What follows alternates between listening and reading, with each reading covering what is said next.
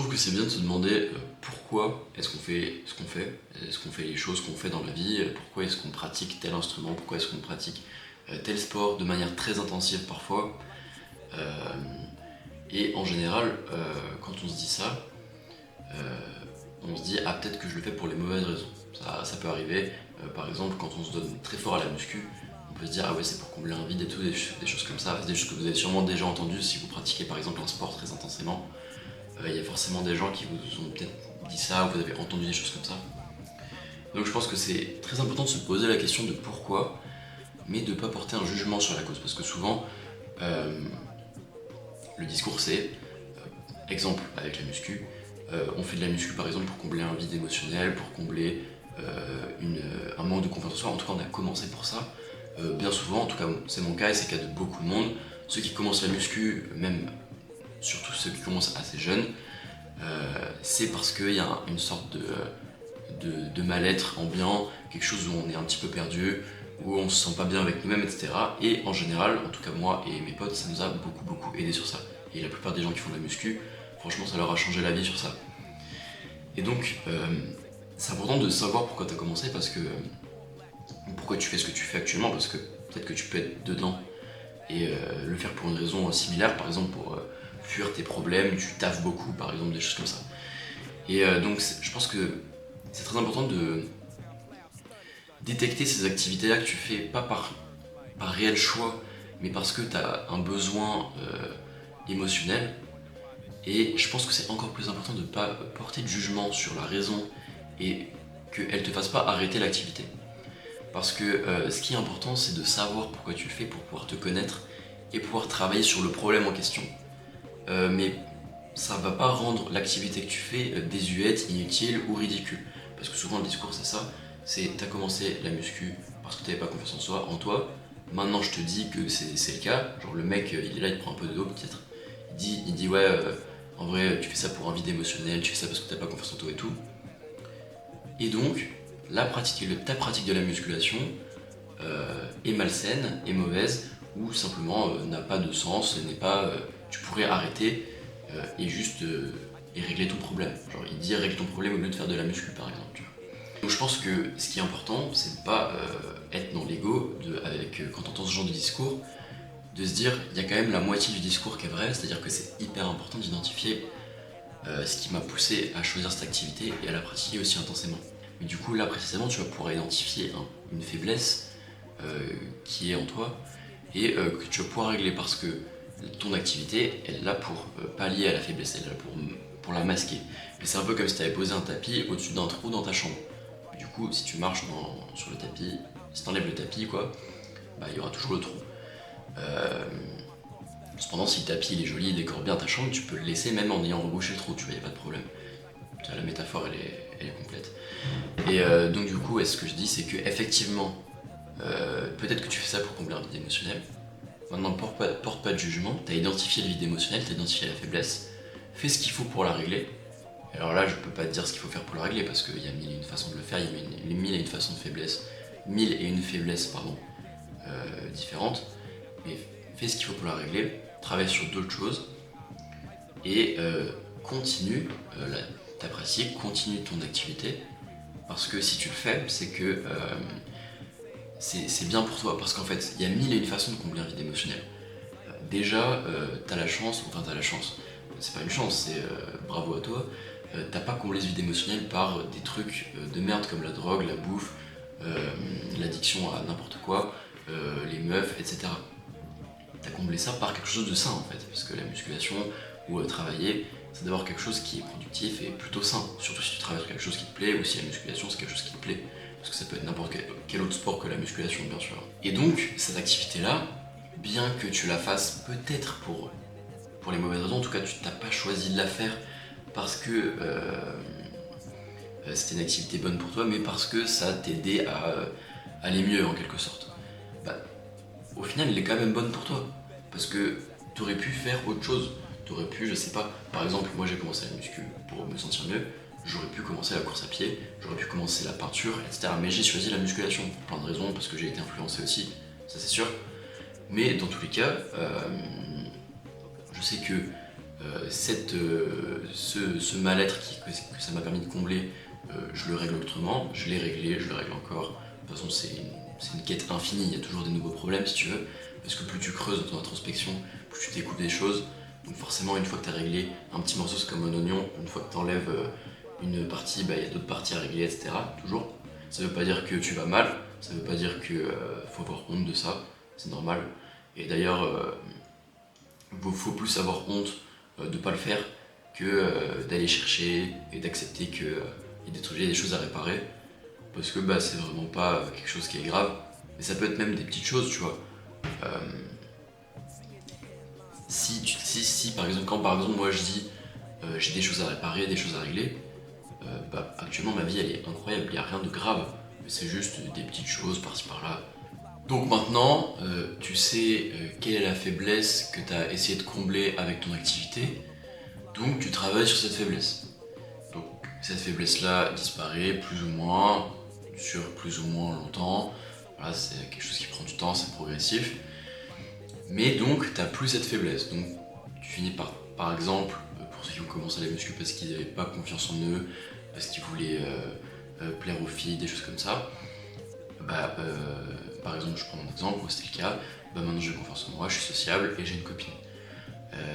Donc j'ai plus cette motivation-là d'aller à la salle parce que le problème, je l'ai réglé. Du coup, la raison pour laquelle j'ai commencé la salle à la base n'existe plus. Maintenant, il va falloir trouver une nouvelle raison de pratiquer ce que tu pratiques. Peut-être que tu ne veux plus le pratiquer. Dans ce cas-là, tu peux arrêter ou faire autre chose. Cependant, moi je pense pas que ce soit une bonne solution parce que par exemple, imaginons que tu aies fait beaucoup de sport pour une raison parce que tu avais un mal-être. Si tu arrêtes de faire du sport, tu vas probablement tomber dans un autre mal-être ou quoi. En tout cas, ça va pas régler le problème. Je prends un exemple. Si jamais j'arrêtais la muscu, je ferais forcément un autre sport. Parce que déjà je sais que c'est bon pour ma santé. Et en plus, si j'arrêtais de faire de la muscu, mon physique se dégraderait. Donc je perdrais un peu confiance en moi. Peut-être que je perdrais peut-être pas ma copine, mais peut-être, on sait pas. Mais en tout cas, je plairais moins à ma copine ou aux filles en général. Et surtout, je serais pas fier de moi. Du coup, j'aurais moins d'estime de moi. Donc c'est sûr qu'il va falloir continuer à faire le truc que tu avais commencé à faire pour des entre guillemets mauvaises raisons. Et donc il va falloir trouver une nouvelle motivation et une source d'énergie pour pouvoir nourrir cette activité. J'ai dit motivation et source d'énergie parce que pour moi il y a deux parties différentes qui te poussent à faire des choses. Il y a la motivation, donc avoir un objectif, c'est-à-dire que tu veux être musclé, tu vois sur les réseaux des mecs stock, tu te dis mec je veux trop être comme eux, donc ça te motive. Et il y a une genre d'émotion qui te motive aussi. Par exemple, t'as besoin de te défouler, quand tu vas à la salle, tu mets des sons énervés et t'es dans la haine, t'es dans la rage, tu laisses sortir, je sais pas si t'as une colère contre toi-même ou contre les gens, mais tu laisses sortir ça à ce moment-là. Et du coup, c'est genre une énergie émotionnelle qui te motive et qui te permet de te la donner à la salle, dans ton sport, dans ton travail, etc. Et donc, pour moi, c'était une blague avant, mais en vrai, c'est hyper réel. Depuis quelques temps, en fait, je suis trop heureux pour bien performer à la salle. C'est-à-dire que avant, j'étais pas très heureux, enfin, j'étais pas très heureux dans la manière raisonnable quand même, hein, mais je m'aimais pas trop, etc. J'avais un peu de mal-être, et du coup, j'étais hyper motivé d'aller à la salle parce que, de un, je savais que c'était pendant un moment c'était le seul bon moment de ma journée, donc c'était vraiment genre j'étais très content d'y aller et je me la putais. Et en plus j'extériorisais tout mon mal-être et donc il y avait une sorte de pas de colère mais peut-être oui aussi dirigée contre moi-même en tout cas tu vois. Et du coup qui au lieu d'être en colère contre moi-même et de diriger cette colère de manière malsaine, je dirige cette colère dans la musculation, tu vois, par exemple. C'est pas vraiment de la colère, mais bref, tu as une émotion négative en tout cas, tu vois, tu comprends. Et du coup, maintenant, je n'ai plus ça, tu vois. Du coup, je m'en suis rendu compte sur les dernières séances que j'ai faites, j'étais beaucoup moins motivé, focus, j'étais beaucoup moins en train de me la donner parce que j'avais plus cette énergie-là en mode je suis une merde, il faut absolument que je me bute à ça pour me sentir exister, tu vois. Et donc, il faut trouver une nouvelle motivation, une nouvelle raison et une nouvelle émotion à ressentir et à diriger dans tes pratiques, de tes passions, de ton travail, etc. Et si avant tu utilisais la haine, la colère, mais une fois que tu as réglé tes problèmes, normalement, tu as une autre émotion qui va pouvoir être utilisée, c'est l'amour. Et ça va être soit l'amour de toi-même, donc maintenant tu fais plus ça parce que tu veux t'éloigner de toi, tu veux ne surtout pas être toi-même, tu fuis ta réalité. Maintenant c'est plutôt, tu sais que c'est bien pour toi, tu vois. Du coup tu te donnes de l'amour en faisant ces choses-là. C'est pour ça qu'on dit la discipline c'est la plus grande forme d'amour propre, par exemple. Et donc soit c'est de l'amour envers toi-même, soit tu le fais par amour que tu ressens pour ta compagnon ton compagnon de vie, ou pour je sais pas moi, tes parents avec qui t'as enfin réussi à avoir une super relation et que c'était peut-être pas le cas avant, ou peut-être pas, mais c'est un exemple, tu vois. Et donc moi je pense que tu peux aller chercher ça, parce que imaginons, je sais qu'il y a beaucoup un truc qui marche très bien pour se motiver à soulever une charge très lourde, c'est d'imaginer ta daronne sous une voiture et tu dois soulever la voiture, genre. Et ça te donne genre un coup de boost sale, tu vois. Et vraiment hardcore. Et genre, je faisais ça très très souvent, et d'autres trucs que j'imaginais d'autres trucs dont je peux pas parler là, mais bref. Et ça me donnait vraiment beaucoup plus d'énergie, tu vois. Et bah, je le fais plus maintenant parce que, en vrai, je le fais de temps en temps quand vraiment c'est hardcore, tu vois. Mais en fait, maintenant, c'est beaucoup plus. Je fais ça pour les gens autour de moi, pour les gens que j'aime, pour moi aussi, pour pouvoir être bien, me sentir bien avec moi-même, pour pouvoir après faire que les gens autour de moi se sentent bien, tu vois. Et du coup, ça peut être tout con en mode ah ben je suis musclé pour pouvoir porter ma copine, tu vois. Et ça peut être, tu vois, c'est idiot, mais ça peut remplacer ce qu'il y avait avant, tu vois. Et c'est surtout pour donner une image, pour comprendre, parce que c'est un peu abstrait, je pense, quand je parle là. Mais je sais pas, j'ai pas beaucoup d'exemples de plus. Mais ou alors, par exemple, être assez fort pour pouvoir porter ton gamin jusqu'à ce qu'il soit, même quand il soit grand, et que toi, quand t'es vieux, tu puisses encore le porter, tu vois. Ou être assez sportif pour pouvoir courir avec tes gosses jusqu'à ce que tu sois vieux, des trucs comme ça, tu vois. C'est autrement plus sain que de s'entraîner parce que tu te sens pas légitime d'exister, en fait. Bon, la conclusion est abrupte parce que j'avais pas vraiment écrit de script pour celle-là. En gros, j'ai filmé la vidéo. Normalement, c'est la vidéo qui est sortie juste avant celle-ci. En gros, j'ai filmé les deux dans la foulée. Et en gros, la vidéo d'avant, je l'avais écrite, celle-ci non. Et j'ai l'impression que celle-là était plus fluide alors que l'autre, je l'avais écrite. Donc dites-moi, est-ce que vous avez relevé une différence? Et même si, par exemple, les deux thèmes, est-ce que je les ai traités pareil en termes de pertinence, tout ça, ça m'intéresse d'avoir vos retours. D'une, ça fait des commentaires, ça booste la vidéo. Et deux, pour de vrai, c'est important pour pouvoir que j'adapte mes vidéos. Parce que c'est pas facile d'avoir un retour quand il n'y a que moi qui juge mes vidéos. Donc voilà, si vous avez des petits commentaires, si vous trouvez que le sujet était mieux traité dans cette vidéo-là en impro, qu'il a été traité écrit à l'avance, ou ça te paraissait plus naturel, plus fluide, plus agréable à regarder, voilà, dites-moi tout. Et puis moi je vous fais des petits bisous, là je vais aller m'entraîner, normalement je vous filme la séance. Et voilà, à plus tard.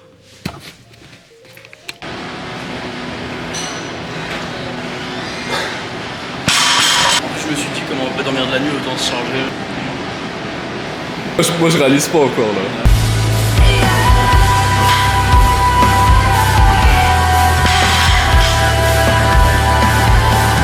À cause de la caféine.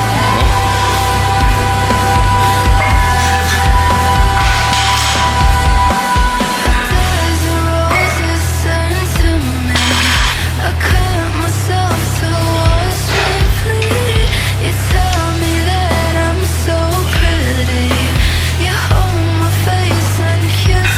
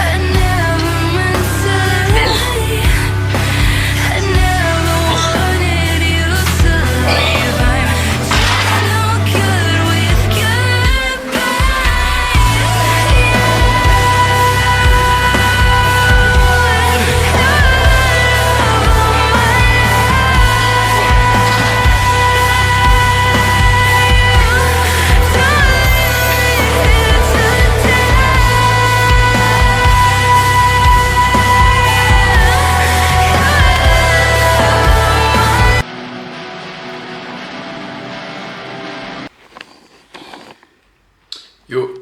Donc là, pendant que ma patate douce elle est en train de cuire, je voulais vous montrer ce que j'ai mis en place pour faire une recomposition corporelle à la rentrée. En gros, c'est juste que je veux retrouver mon prime physique parce que pendant l'été j'ai rien fait, je suis pas allé à la salle et j'ai pas trop traqué. Du coup forcément mon physique s'est dégradé. Après j'avoue j'ai quand même un physique de mec qui va à la salle, mais bon moi ça me satisfait pas du tout. Du coup je vais vous montrer un petit peu tout ce que j'ai mis en place et comment je traque, comment je sais quelle quantité manger, qu'est-ce que je fais comme cardio, tout ça. Donc je vais vous montrer un peu ça. Donc en gros, tout va beaucoup se baser sur les vidéos de Lucas Guif parce que c'est ce qui marche le mieux de ce que j'ai testé. Donc voilà, si vous avez déjà vu, vous pouvez skip ce moment parce que ça va être exactement la même chose. Donc en gros, je vais sur mon ordi et je vais sur ce site là. Fais focus, je t'en supplie. Je vais me suicider. Voilà, Julien Venesson, boîte à outils, calculateur énergétique. Donc en gros, quand vous arrivez sur le site, ça donne ça. Voilà, c'est ça le site. Et du coup, en gros, vous allez en bas sur calculateur de métabolisme. Hop. Et en gros, vous rentrez vos trucs. Donc moi, je suis un homme. Hop. J'ai 20 ans. Je fais 176, voilà, 175 cm. Et globalement, je mets 87 kg parce que là, j'ai pas ma balance. Donc je vais estimer à la haute. Ensuite, donc je fais 87 kg. Donc là, en fait, j'ai pas ma balance, du coup je sais pas exactement combien je pèse, donc du coup j'estime à la hausse. Je pense pas que je fasse plus de 87 kg, mais dès que je peux je ramène ma balance parce que ça va être primordial pour la suite. Je vous montrerai quand je l'aurai. Et donc pour l'instant on va dire que je fais 87 kg et du coup là ça calcule mon métabolisme de base. Donc en gros ça c'est 2006 calories par jour. En gros c'est ce que je dépense si je restais allongé toute la journée. Donc c'est absolument pas ce qu'il faut manger par jour. Mais c'est en gros, si je ne branle rien de toute la journée, je dépense ce total calorique là. En gros, si je veux juste pouvoir être en vie, je dois manger au moins ça. Ensuite, là, on va estimer ce que j'ai besoin de manger pour de vrai. Donc en gros, là, faut marquer qu'est-ce qu'on a comme dépense au cours de la journée. Donc moi, je mets modérément actif, sachant que en ce moment, je me suis mis à 20 000 pas par jour. Donc c'est plus que modérément actif. Mais pour l'instant, je vais me mettre là. Je vais estimer encore une fois à la baisse, pour être sûr. Et de toute façon, après, en gros, le total qui va sortir là, ça va juste être un point de départ. Et ensuite, j'ajusterai en fonction des variations de poids en fait. Donc voilà, et je mets que je veux perdre du poids. Et donc si je fais calculer, boum. Donc il me dit qu'en gros, dans ma situation, avec la dépense que j'ai, il faut que je mange 2800 calories par jour pour perdre du poids. Donc c'est déjà ce que je fais depuis début septembre. Et donc pour traquer mes calories, parce que pour pouvoir être sûr de manger 2800 calories, il faut traquer. Du coup pour ça j'utilise deux objets très compliqués à trouver, qui sont une balance alimentaire, donc vraiment une balance quoi, et mon téléphone avec une application dessus. Donc moi j'ai pas MyFitnessPal parce que j'ai pas d'argent. Du coup j'utilise ce truc là, ça s'appelle Foodvisor, et en vrai c'est exactement pareil. Et j'ai pris ça parce que ça compte les fibres aussi, et je compte mes fibres. En gros je mange 15 grammes de fibres toutes les 1000 calories. Donc moi du coup comme je mange 2800 calories, ça me fait 42 grammes de fibres. Donc encore tout ce que je dis là c'est parce que Lucas dit de faire ça, du coup je le fais. Et jusque là ça a très bien marché, donc je continue à le faire. Donc c'est pas moi qui invente ça quoi, c'est juste pour dire que c'est pas mon savoir, enfin du coup c'est mon savoir parce que je le sais maintenant. Mais genre c'est pas moi qui l'invente quoi, c'est vraiment parce que j'ai vu ça sur les vidéos de Lucas et vraiment full gratitude sur Lucas, c'est le GOAT. Donc voilà, et donc je pèse ma bouffe, je rentre tout dans mon application pour être sûr de manger assez. Et donc en gros, tant que ça rentre dans mes macros, donc c'est-à-dire à peu près avoir mes protes et mes calories et mes fibres, c'est ce sur quoi je mets le plus d'importance. Après glucides et lipides c'est très important aussi, mais j'ai pas envie de trop me casser la tête au début, donc c'est la priorité, c'est protes et fibres, et les calories évidemment c'est la priorité. Et ensuite une fois que j'ai ça, je marche mes 20 000 pas par jour. Donc j'ai acheté un tapis de marche juste ici, comme ça je peux bosser. En gros je sais pas encore comment je vais faire, mais peut-être je vais acheter un bureau qui se lève, mais en tout cas je marche en bossant. Et puis s'il fait chaud, trop chaud, s'il fait trop froid, s'il pleut, je peux marcher chez moi. Et donc il a dit 15 minutes, hein. Hop, voilà. Tac. Et ensuite, pour l'entraînement, donc là c'était la dépense calorique, donc c'est la marche, la nutrition, donc c'est mange ce que tu veux, ce qui te fait plaisir tant que ça rentre dans tes macros, donc dans les fibres, dans les protes, dans les calories, et puis glucides, lipides. Et pour finir, l'entraînement, donc en gros ce que je fais, c'est que je m'entraîne normalement à la salle, comme j'ai toujours fait, et je me casse pas trop la tête avec la sélection d'exercices, tout ça. En gros, juste ce que je fais, c'est que je tente plein d'exercices, j'essaie des nouvelles choses tout le temps pour voir ce qui me correspond, parce que c'est ça qui est important. Et ce que je fais, ce que je traque, c'est mon nombre de séries par semaine. Donc en gros, je priorise certains muscles, donc par exemple mes bras, j'ai envie de les développer plus, donc je fais 20 séries de biceps et de triceps par semaine. Donc en gros, ça fait 4 exos par semaine pour les bras, parce que je fais 5 séries sur un exo. Donc imaginons, je fais 4 séances par semaine, mon premier haut du corps, je fais genre 2 supersets biceps triceps, mon deuxième haut du corps, je fais aussi 2 supersets biceps triceps, c'est bon, j'ai mes 20 séries et ça suffit pour être très bien. Donc voilà, je fais ça pour tous les muscles, je fais pas 20 séries par muscle, sinon ça ferait trop de volume, mais je fais entre 8 et 20 quoi, à peu près. Si vraiment, en gros, à partir de 3 séries par semaine pour un muscle, on stagne, c'est-à-dire qu'on perd pas de muscle si on fait 3 séries par semaine. Et si on fait aucune activité musculaire, je crois qu'on perd du muscle au bout de genre 1 mois, un truc comme ça. Donc vraiment, il y a le temps. Mais du coup, si vraiment j'ai pas le temps, je fais mes 3 séries par muscle par semaine pour être sûr de stagner. Et sinon, je suis entre 6 et 20 selon si je priorise mes muscles ou pas, quoi. Donc en gros, l'étape d'après, ça va être de traquer son évolution. Donc moi, ce que je veux, c'est perdre du poids. Du coup, pour perdre du poids, il faut que le poids diminue, donc je vais traquer mon poids. C'est-à-dire que je vais ramener une balance, un pèse-personne à mon appart, et tous les jours je me pèse. Là, je ne le fais pas pour l'instant parce que je n'ai pas encore acheté de balance, parce que je viens d'emménager. Et donc, je me pèse tous les jours, et en gros, sur 5 jours, je regarde la variation de poids. En gros, c'est-à-dire que je fais ma moyenne sur 5 jours. Ensuite, je refais les 5 prochains jours, je refais une moyenne. Si la moyenne des 5 jours d'après est plus basse, c'est bon, je change rien. Si la moyenne des 5 jours d'après est pas plus basse, soit je marche plus, soit je mange moins, selon où est mon confort. C'est-à-dire que là, 20 000 pas par jour, c'est déjà beaucoup. Donc si je dois marcher plus, peut-être que ça va empiéter sur d'autres choses, ça va peut-être me faire chier, me saouler, me fatiguer trop. Donc peut-être que je vais juste baisser mes calories, mais genre pas beaucoup, 200 calories de moins, tu vois, par exemple. Et ça va suffire. Imaginons que je sois déjà à 2100 calories, par exemple, parce que j'ai poussé la sèche. Là, du coup, je ne descendrai pas mes calories plus et je marcherai plus, par exemple. Et donc, on se pèse tout le temps. Tous les 5 jours, on check est-ce que la moyenne sur 5 jours, elle est plus basse qu'avant. Si c'est le cas, on continue comme ça. Si c'est pas le cas, on crée un nouveau déficit, soit en augmentant la dépense, soit en diminuant les calories. Et voilà, c'est pas plus compliqué que ça. Encore une fois, merci à Lucas pour la vision claire de tout ça, et je voulais vous parler d'un dernier truc qui moi m'aide beaucoup. Pareil, c'est par Lucas que je l'ai appris, mais c'est pas lui qui l'a inventé. C'est les pyramides d'Eric Helms. Donc en gros, Eric Helms, je crois que c'est un docteur, il est médecin quoi, et nutritionniste et tout. Enfin bref, c'est un vrai mec un peu pointu, et qui était bodybuilder, ou en tout cas il était grave dans la muscu, un peu à l'époque, tu vois, c'est l'époque de Daron. Et bref, et du coup, ce mec-là, il a fabriqué des pyramides, enfin il les a faites. Moi, je vais vous montrer quoi. Hop, c'est ce truc là. Donc en gros, il y en a une pour la nutrition et une pour l'entraînement qui est juste là, que je vous montrerai après. Et donc en gros, ça c'est les trucs en gros, c'est tout ce qui permet d'avoir une bonne nutrition par ordre d'importance. Donc c'est-à-dire que ce qui est plus bas, c'est ce qui est plus important, et ce qui est tout en haut, c'est ce qui est moins important. Donc là on voit pas très bien, mais tout en bas il y a marqué Lifestyle and Behavior. Donc en gros, le premier truc qui fera que t'es en bonne santé et que ta nutrition est bonne, c'est ton mode de vie. Donc en gros, est-ce que tu marches correctement, est-ce que tu dors bien, est-ce que tu es heureux, est-ce que tu as des bonnes relations, etc. Donc c'est beaucoup plus le sommeil et la dépense physique. Voilà, c'est ça qui te permettra d'être sec et d'être en bonne santé tout simplement.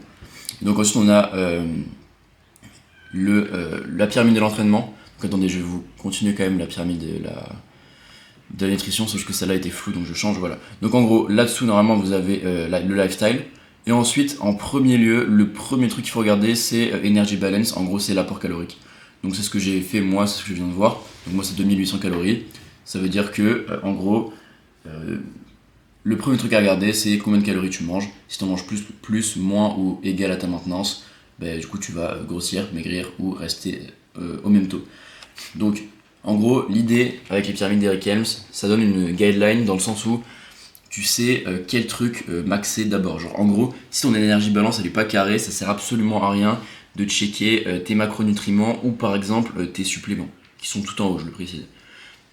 Donc en gros, c'est-à-dire que d'abord tu dois être hyper carré et être capable de bien respecter ton total calorique tous les jours pendant une très longue durée, avant de pouvoir t'intéresser par exemple à bien timer et bien manger toutes tes protes, toutes tes lipides, toutes tes fibres, etc. Parce que les macronutriments ça vient après l'énergie balance. C'est très important aussi, mais ça vient après. Donc si t'es pas capable d'avoir le bon total calorique, ça sert même pas de te poser la question c'est quoi une protéine, c'est quoi un glucide. Ça sert à rien. Donc ensuite, une fois que ça c'est carré, et ça en gros, si t'as ça de carré, en vrai t'as plié le game, tu vois, t'as même pas besoin du reste, mais du coup il y a un peu le reste, il y a les micronutriments, donc c'est les vitamines, les trucs comme ça, les minéraux, donc ça c'est beaucoup, c'est vraiment de l'optimisation un peu, faut s'y connaître quoi, un peu plus pointu. Après il y a le moment où tu manges ta bouffe, donc là c'est vraiment pour montrer que on s'en bat les couilles de quand est-ce que tu manges, genre le petit déjeuner c'est le moment le plus important de la journée, en fait ça dépend juste des gens, parce que vous voyez, là c'est vraiment tout en haut donc c'est pas très important, c'est beaucoup moins important que combien tu manges et qu'est-ce que tu manges. En gros le moment de la journée où tu manges c'est vraiment dépendant de toi, ton lifestyle, qui tu es, comment est-ce que tu aimes travailler, à quelle heure tu bosses, etc. Moi évidemment je vais à la fac le matin donc je mange un petit peu parce que sinon je m'écroule sur les bancs et je suis pas concentré. À la fois par exemple quand je bosse chez moi je me lève très tôt, je bosse à jeun et je mange vers 10h, je me lève à 5h, je bosse 5h et à 10h je bouffe. Je me lève peut-être un peu plus tard mais bref, vous voyez, et je mange mon petit déj après ma première session de taf parce que j'aime bien le faire et ça marche très bien. Et donc voilà, donc faut pas se mettre la pression sur est-ce que je dois faire parce que sur les réseaux on voit plein de trucs, oui one meal a day ça change la vie, ou alors faire du jeûne intermittent. En vrai on s'en bat les couilles. Déjà faites gaffe à votre apport calorique et vos macros et vous êtes déjà Gucci. Et donc ensuite vous avez vu les suppléments c'est tout en haut. Ça veut dire que c'est le moins important de tout. Donc on fait tous l'erreur évidemment, même moi je prends j'ai de la whey et de la créa. Évidemment la whey et la créa c'est des compléments, je les mettrai un peu à part parce que c'est pas vraiment des, comment dire, c'est des compléments alimentaires mais c'est pas exactement pareil, c'est à dire que la whey c'est vraiment un souci de praticité. Pour moi la whey ça rentre dans macronutriments parce que c'est juste que c'est plus facile d'atteindre son quota de prot quand tu prends de la whey et c'est rien d'autre que des protéines la whey. Et ensuite la créatine, je vous avoue que je vais peut-être arrêter d'en prendre parce que j'ai pas trop vu la différence, donc je vais arrêter. Si ça change quelque chose, j'en reprendrai, sinon je n'en reprendrai pas. Et voilà, donc c'est pour vous dire de pas vous faire chier à acheter 1000 compléments alimentaires, tout ça, si déjà vous n'êtes pas carré sur le reste de votre diète, donc sur quel apport calorique il vous faut, les macronutriments qu'il vous faut, ensuite bien être carré. Mais là déjà ces deux là c'est vraiment le max et les autres c'est optionnel, genre vraiment les vitamines tout ça c'est très important pour la santé, mais on n'est pas médecin, on n'est pas tous nutritionnistes, donc c'est pas facile, donc, je suis d'accord avec ça. Après renseignez-vous, il y a plein de bouquins qui en parlent et juste si vous mangez équilibré, vous mangez des fruits et tout, vous aurez ce qu'il faut de toute façon, il n'y a pas de problème. Et ensuite, donc le timing des nutriments, ça dépend de vous, il n'y a pas de règle générale, mais du coup c'est important de trouver ce qui marche pour vous quand même. C'est comme les exos à la salle, il n'y a pas d'exo qui marche beaucoup mieux qu'un autre dans l'absolu, c'est juste qu'il faut trouver les vôtres. Par contre si vous ne trouvez pas les vôtres, vous allez rien réussir, parce que vous allez faire des exos n'importe comment qui sont pas adaptés à vous. Pour le timing des nutriments c'est pareil, il faut que vous trouviez ce qui correspond à votre lifestyle, à vos besoins, etc. Donc ça c'est le plus important. Et à la toute fin, si vraiment après avoir fait tout ça, il y a des trucs qui sont pas réglables, supplément. Mais avant, il faut d'abord optimiser le reste. Donc voilà, donc ça c'était pour la pyramide de la nutrition. Et ensuite donc on a l'entraînement qui est du coup le deuxième pilier de la musculation, de l'esthétisme et de la santé en général. Parce que là on parle pas que de musculation mais bien d'entraînement, donc d'activité physique intense, qui est pour moi nécessaire à la vie d'un humain. Donc ça peut être de l'escalade, de la course à pied, du javelot, ce que tu veux, on va les couilles. Et donc, en gros, ce qui est important, le plus important, le premier pilier, c'est l'adhérence. Ça veut dire qu'en gros, si ton activité physique, tu ne la détestes, tu vas la faire une semaine et tu vas t'arrêter et tu vas plus rien faire. Donc ça ne sert à rien du tout. Si ça te plaît pas, si ça te saoule, si c'est trop chiant, tu vas pas du tout adhérer et tu vas te barrer. Donc c'est très important de créer un système, un environnement dans lequel c'est facile et c'est presque genre illogique de ne pas faire ton activité physique, tellement genre c'est simple et agréable pour toi. Donc ça dépend, donc déjà ça passe par choisir une activité qui te plaise. Donc moi la musculation, j'aime beaucoup ça, j'ai des amis qui en font aussi, on le fait ensemble, il n'y a pas de problème. Mon frère par exemple, il voulait faire pareil, mon petit frère il voulait faire pareil que moi, il voulait faire de la muscu. En fait, ça le chauffe pas, il préfère faire de l'escalade, il fait de l'escalade et c'est ok, genre c'est totalement bien. Et il y a genre aucune différence quoi, c'est juste pas les mêmes objectifs, mais il n'y a pas un qui est au-dessus de l'autre quoi, c'est vraiment... tu peux faire du foot, tu peux faire n'importe quoi, on s'en bat les couilles. Tant que c'est un truc qui te plaît, et ensuite, quand ça te plaît, tu mets en place un système pour être sûr d'assumer un volume et une intensité importante, tout en faisant en sorte que ça te plaise et que tu puisses continuer sur le long terme. Donc le plaisir et la récupération, c'est les maîtres mots de l'adhérence. Ensuite, donc là on est plutôt sur l'hypertrophie, donc parce que c'est quand même, ok je me suis un peu trompé, il y a marqué quand même muscle and strength, donc c'est vraiment muscle et force. Donc là on est quand même sur la muscu, bon c'est vrai que l'adhérence ça marchait partout, mais après le reste c'est vraiment qu'est-ce qui est le plus opti pour l'hypertrophie et la force. Donc ce qui est le plus opti pour l'hypertrophie et la force, vous le voyez ici, on voit un peu tout et n'importe quoi sur internet, dans les vidéos, c'est quoi le plus opti. En réalité, donc c'est le volume, l'intensité et la fréquence. Ça veut dire que le volume, c'est ce dont je vous ai parlé tout à l'heure. C'est le nombre de séries par semaine par muscle, c'est comme ça que vous allez le compter. Et pour moi, c'est le plus important. Mais le volume, c'est rien sans l'intensité. Parce qu'en fait, le volume, comme je vous le dis, ça compte en nombre de séries par semaine. Mais qu'est-ce que c'est qu'une série? On parle en termes de série effective. Et donc une série effective, c'est une série qui va être intense. Si vous faites une série, mais c'est facile, vous auriez pu faire 20 reps de plus après la fin de votre série, c'est pas une série, elle a pas compté, c'est de l'échauffement. Donc il rentre pas dans votre volume. Donc l'intensité, en fait, c'est pas différent du volume. L'intensité, elle est nécessaire au volume. C'est-à-dire que si vous faites pas d'intensité, votre volume va juste être à zéro instantanément. Donc ça rentre dans les deux. Il n'y a pas intensité versus volume. Ah non, est-ce qu'il vaut mieux faire du volume? Est-ce qu'il vaut mieux faire de l'intensité? Tous les débats sur les réseaux, c'est juste faut faire les deux parce que l'un est nécessaire à l'autre. Et ensuite la fréquence. Effectivement, il faut s'entraîner plusieurs fois par semaine parce que si tu t'entraînes si tu fais genre 30 séries à une intensité max mais que tu le fais une fois par an, ça va rien changer, il faut que ce soit par semaine. Donc la fréquence c'est par semaine. Donc ça, en fait, c'est des choses dont on débat, mais c'est une seule et même chose. Lorsqu'on se dit ah le volume c'est plus important, non c'est l'intensité, non c'est la fréquence d'entraînement, en réalité c'est une seule et même chose, c'est le volume, le nombre de séries par semaine. Volume, intensité, fréquence, c'est le même truc et tu le traques en traquant tes séries effectives par semaine.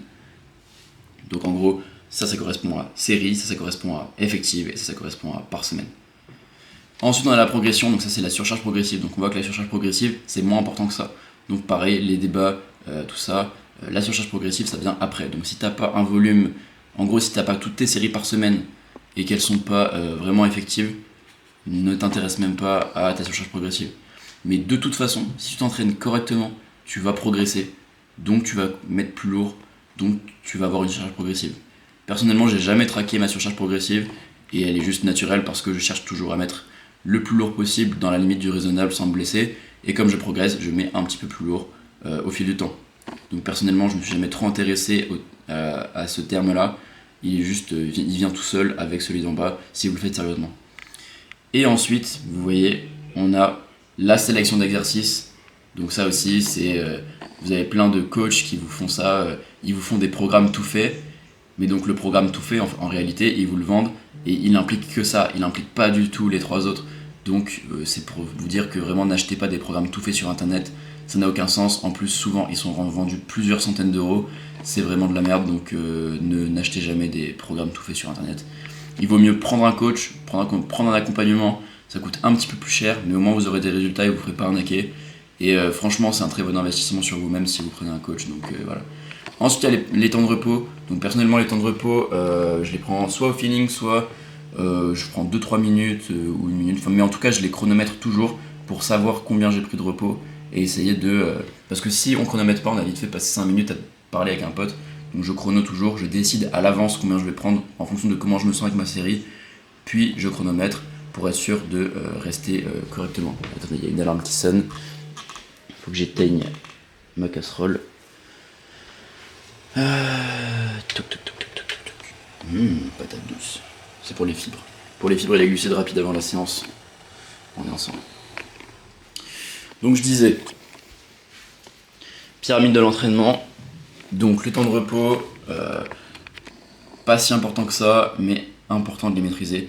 Et en dernier, les tempos, donc ça pareil, vous avez dû voir, si vous traînez sur les réseaux et que vous cherchez des informations sur la muscu, vous en avez vu passer. Est-ce qu'il faut ralentir la négative? Est-ce qu'il faut faire des tempos, des choses comme ça, ralentir ta rep? Qu'est-ce que c'est que ça? Ah oui, bon. Voilà, on reste sur ça. Et donc en gros, déjà vous voyez que c'est pas très important, donc c'est pas la première chose à laquelle vous devriez vous intéresser. Si vous n'avez pas tout le reste, n'écoutez même pas les gens qui parlent de tempo, qui parlent pas du reste. Et si vous connaissez pas le reste, vraiment ne donnez pas l'heure au tempo. Et ensuite, le tempo, en réalité, ça veut pas dire ralentir la négative, faire tant de secondes sur la montée, tant de secondes sur la descente, ça veut pas du tout dire ça. Le tempo, ça veut dire faire sa répétition le plus vite possible. Et le plus vite possible, ça veut pas dire faire sa répétition vite. Ça veut dire faire la montée le plus vite possible, donc le plus explosif possible, et faire la descente le plus vite possible. C'est-à-dire que vous devez contrôler votre charge, mais elle ne doit pas durer trop longtemps, parce que si vous restez trop longtemps sur la descente, vous allez vous fatiguer, et ce qui est plus important, c'est l'explosivité sur la phase de contraction. Donc si vous restez trop longtemps sur la négative, vous allez fatiguer votre muscle, et vous allez pouvoir faire moins de reps, donc moins de volume, et on a vu que le volume c'était beaucoup plus important que le tempo. Donc pas de négatives volontairement lentes. Vous faites des négatives lentes quand la charge est lourde, et c'est normal. Si vous prenez une lourde charge, c'est très important de faire une négative lente, mais pas exprès. Vous faites parce que vous avez besoin de contrôler votre charge. Mais si vous pouvez faire des négatives rapides, vous pouvez le faire. Toujours en contrôlant la charge, très important, sinon vous allez vous blesser. Donc voilà, non, c'est très très zoomé, hop, voilà. Donc j'espère que ça aura pu vous aider un petit peu. Clairement, c'est des informations qui sont déjà très dévoilées partout sur internet, donc vous les connaissiez peut-être déjà. Après, si vous regardez pas Lucas Guifre, je vous avoue, vous connaissez peut-être pas, parce que je connais que lui qui en parle et qui a vraiment percé. Donc si vous connaissez pas Lucas et GBZ, vous en avez peut-être pas entendu parler. Il y a un hélicoptère de sa mère la pute, l'hélicoptère. Mais du coup, voilà, j'espère que si vous vous posez des questions, vous avez eu quelques réponses. Parce que c'est vrai que ça peut souvent être un peu la merde, on se demande un peu, on en voit dans tous les sens sur internet, on entend tout et son contraire. Là pour moi c'est la réponse claire et nette et précise, et il y a aucun débat sur ces pyramides, sur ces règles là. Elles sont soutenues par 1001 études dont j'ai pas, je vous avoue, dont j'ai pas lu une ligne. Mais voilà, je fais confiance, je sais d'où ça vient en tout cas comme information. C'est sourcé, et c'est étudié, et c'est ce qui marche depuis la nuit des temps. Donc voilà, j'espère que ça vous a plu. Moi ça faisait un moment que je voulais parler de ça, je vous avoue, mais je me sentais pas légitime à en parler. Pour le coup je me suis dit j'ai rien à faire là maintenant, je vais juste yap un petit peu pour vous expliquer ça, pour partager un peu ce que j'ai appris. Et voilà, j'espère que ça vous a aidé, ça vous a plu, ça vous a diverti, je sais pas. Voilà, je vous fais des petits bisous.